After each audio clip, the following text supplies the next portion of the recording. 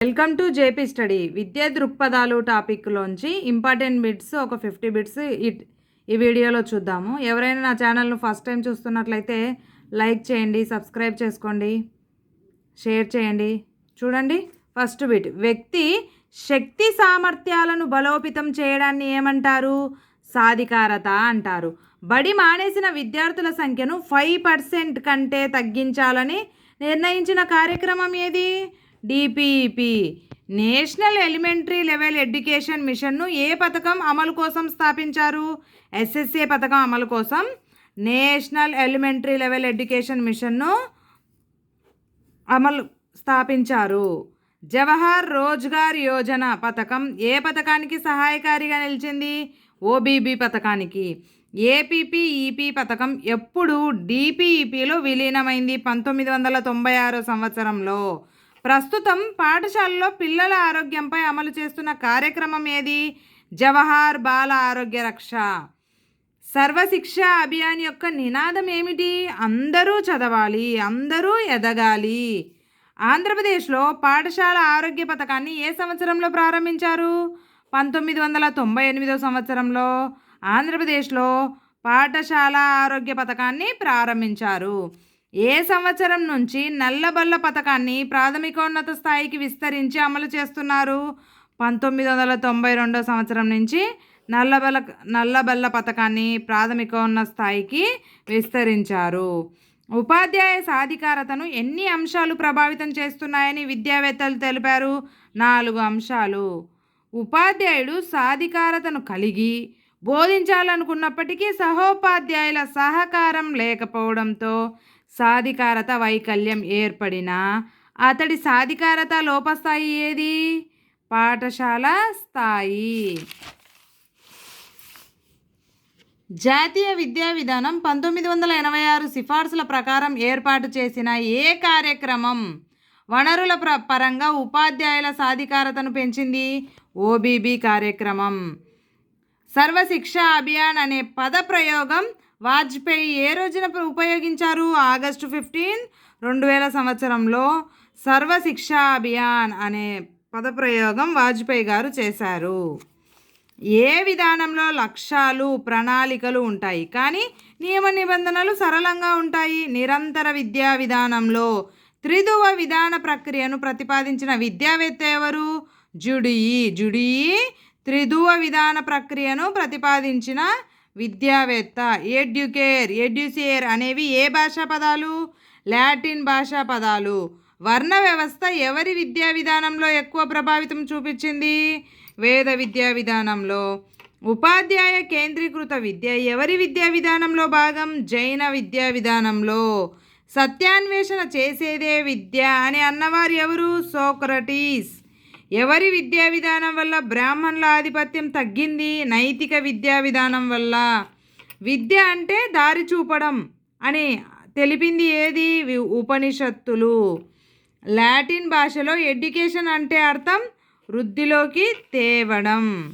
విద్యార్థులు తమకు వచ్చిన సందేహాలను చర్చా పద్ధతి ద్వారా నివృత్తి చేసుకోవడం దేనికి సంబంధించింది? మననం. విద్యార్థులు తమకు వచ్చిన సందేహాలను చర్చా పద్ధతి ద్వారా నివృత్తి చేసుకోవడం దానికి సంబంధించింది? మననానికి సంబంధించింది. వారసత్వ లక్షణాలు విచారించిన తర్వాత విద్యను అందించే విధానమే హైందవ విద్యా విధానం.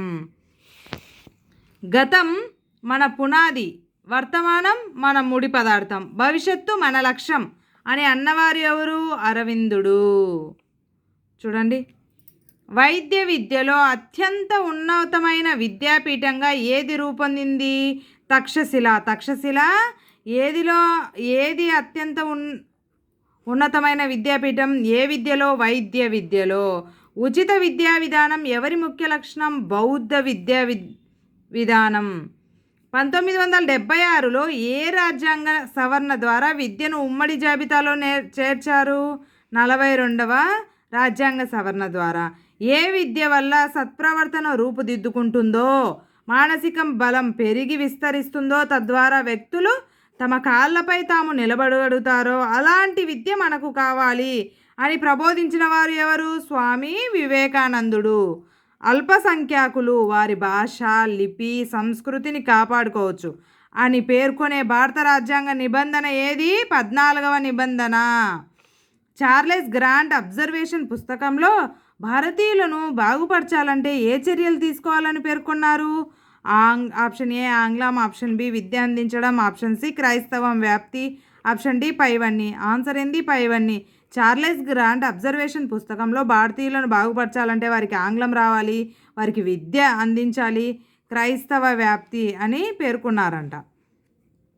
విద్యా భావనకు సంబంధించిన శిక్ష అనే పదం సంస్కృత మూలమైన క్లాస్ నుంచి గ్రహించారు. క్లాస్ అంటే బోధించడం, నేర్పడం, నియంత్రించడం. వేదకాలంలో ఆవు పాలు పితికే విద్య నేర్పిన అమ్మాయిలను ఏమని పిలిచేవారు? దుహిత.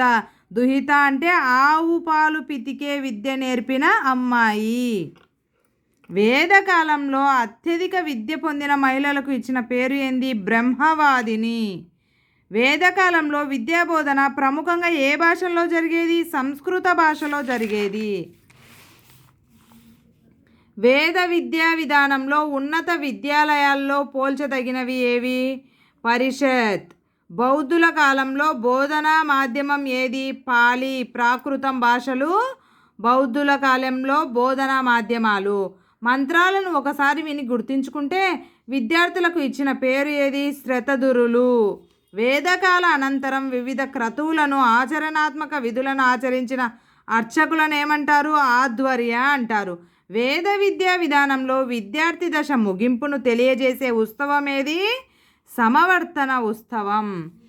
వృత్తి, పారిశ్రామిక విద్యలపై శ్రద్ధ చూపిన విద్యా విధానమే బౌద్ధ విద్యా విధానం. వేదకాలంలో సమస్త జ్ఞానానికి కేంద్ర బిందువు ఎవరు? గురువు. ముస్లిం బాలిక విద్యాలయంలో చేరేటప్పుడు జరిపే ఉత్సవాన్ని ఏమంటారు? జార్ఫిపానీ అంటారు. ఇస్లామిక్ విద్యా నిర్వహణలో ఉన్నత స్థాయి పాఠశాలను ఏమంటారు? మద్రాసా. బౌద్ధ విద్యా విధానంలో స్నాతకోత్సవాన్ని ఏమని పిలుస్తారు? ఉపసదస్సు. భారతదేశంలో పుస్తకాలన్నీ ఐరోపా ఖండంలో ఒక గ్రంథాలయంలోని ఒక అల్మారకు కూడా సరిపోవు అని పేర్కొన్నవారు ఎవరు? లార్డ్ మొకాలే. జైనుల బోధనా విధానం ఏది? అనుకరణ, వైయక్తిక అభ్యసనం, వల్లవేయడం. బౌద్ధ విద్యా విధానంలో శిష్యులను ఏమని పిలుస్తారు? సమనేరులు అని పిలుస్తారు. ఇస్లాం విద్యా విధానంలో విద్యను అభ్యసించడానికి కావలసిన కనీస వయసు ఎంత? 4 సంవత్సరాల 4 నెలల 4 రోజులు. మధ్యయుగం నాటి ఇస్లాం విద్యా విధానంలో ప్రాథమిక స్థాయి పాఠశాలను ఏమని పిలుస్తారు? మక్తబ్ అని పిలుస్తారు. Thank you for watching. Please like, share, subscribe.